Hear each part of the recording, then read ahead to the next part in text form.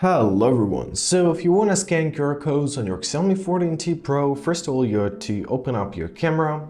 Now grab your QR code and scan QR code with your camera.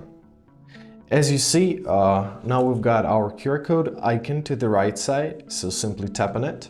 And here you'll get the results, so press search or press copy text and it will open up in Google or whatever you're using, right? The second way to do this is through your scanner. So on your home screen, I have it in the System Apps drawer, however, it can be anywhere else on the home screen. So just look for it, find your scanner, right?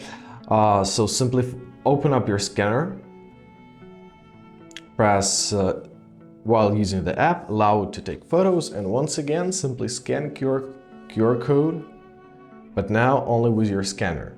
And that's it. I hope this video is helpful. Thank you so much for watching and have a great day.